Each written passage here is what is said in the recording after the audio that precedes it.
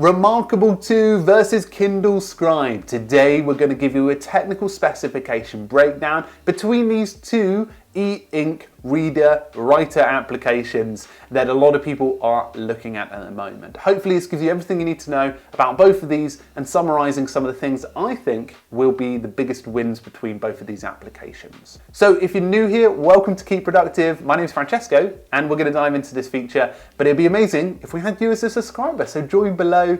And if you want to check out our Kindle Scribe introduction video, you can find that there. And I've also got a reMarkable 2 video that should be coming out this week about how they're sort of adapting their plans. I'll talk about that near the end of the video, but let's dive in. Anyway, I made a really helpful board of all of these technical specifications. You can find both links to them below. Anyway, all the housekeeping stuff, let's dive in. Obviously, with both of these, it's really preference that suits you. But let's get started with the size of these devices. The reMarkable is slightly bigger, 0.1 inches bigger than the Kindle Scribe. Such a small difference, but something that's to note when it comes to the generalized size of the screen and something to note when you're working on it.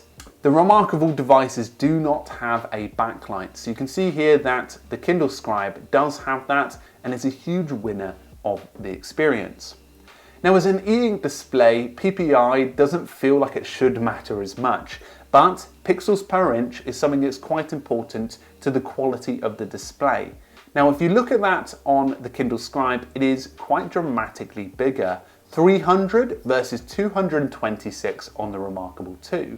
Now, weight is really marginal between these. It's about 30 grams lighter, the reMarkable 2, and you'll also notice that the thickness as well is slightly thinner too. The reMarkable still touts itself as one of the world's thinnest tablets out there, and it does, in my opinion, feel pretty nice. But how different is it going to be when you hold both of these up? I think it's going to be very, very marginal in terms of the weight and the thickness. Now, looking at the pens, they both have a basic and a premium pen, but the Kindle Scribe has a nice shortcut ability in the Kindle Scribe Premium Pen Edition, allowing you to create quick shortcuts and using the eraser on the back, which the reMarkable 2 has. So let's look a little bit more technically at this. I want to give you some of my thoughts on what is available technically with these. So the processor hasn't been stated on the Kindle Scribe yet, but the reMarkable 2 has a 1.2 gigahertz ARM dual-core processor, which does fairly well. From my use of it, I haven't had any problems with it in terms of the processing speed of it. E-ink displays tend to be slightly slower. If you're already a Kindle user, you know of what that means in terms of refreshing of the pages, but that just goes part and parcel with it. Now, I did look at the Kindle Scribe's estimated battery life power, and it turns out that the Kindle Scribe being used on a regular basis with a, I think, 12 or 13 backlight on, actually lasted 3 weeks as an estimate. Obviously, it's completely different when you've got something in person. This is very common with electric cars, actually stating much higher consumption power than actually once they've been tested.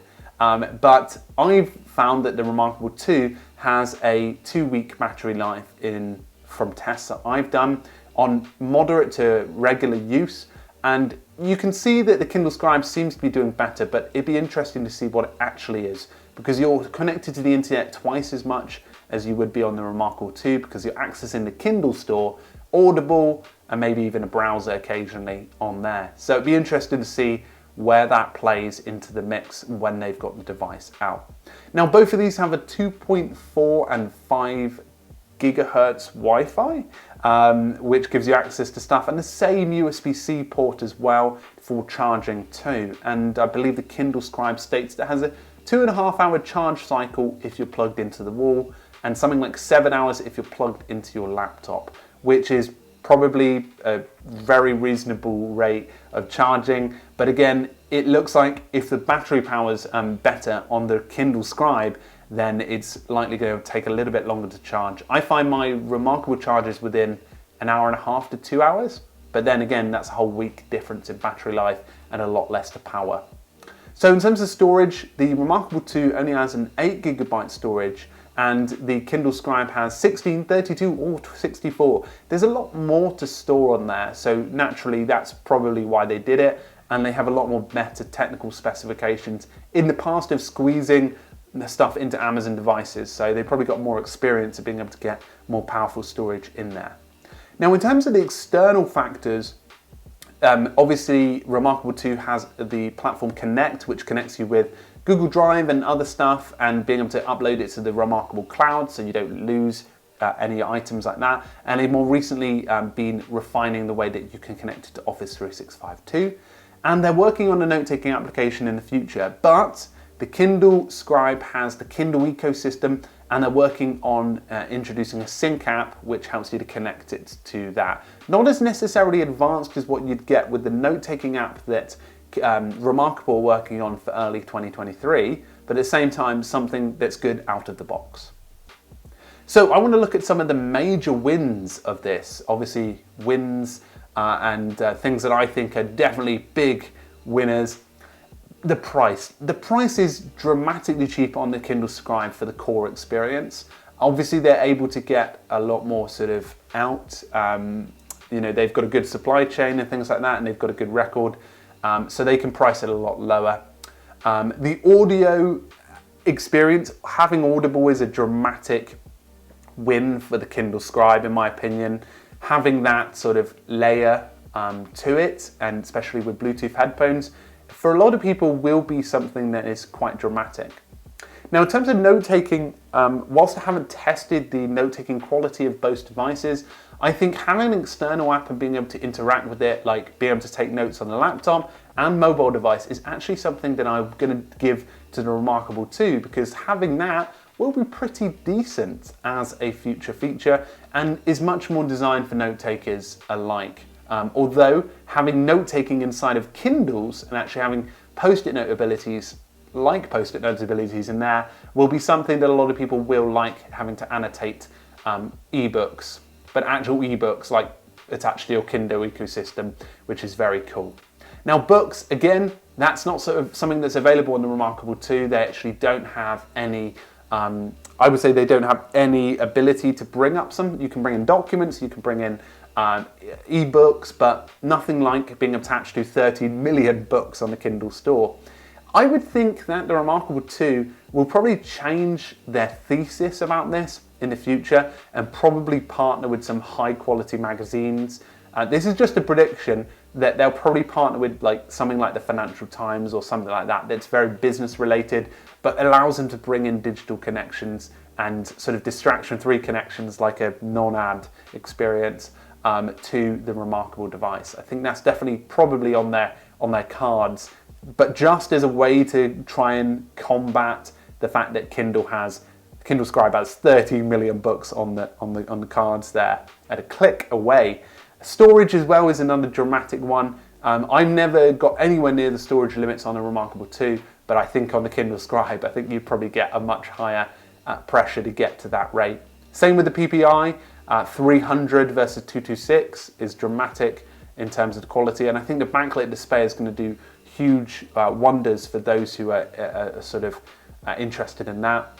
Now, I haven't yet held a Kindle Scribe, but I'm going to say this from the outset. I feel like the reMarkable 2's design is much more striking. I get a lot more questions about it. It feels higher quality. It feels like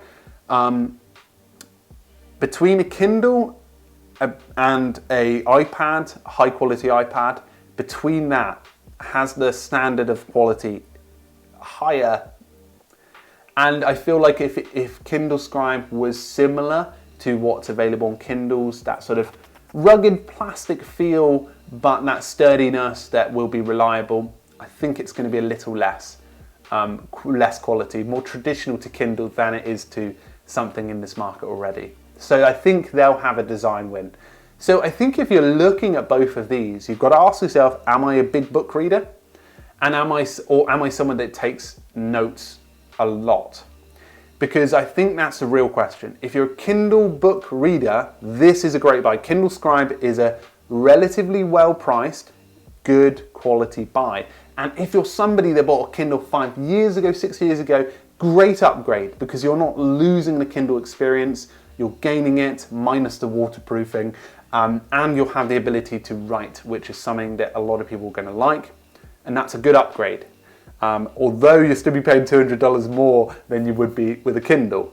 But if you're somebody that takes notes regularly and loves that sort of ability to write notes and then be able to modify them on web and bring them down and have them on multiple devices, I think the reMarkable 2 is a great buy.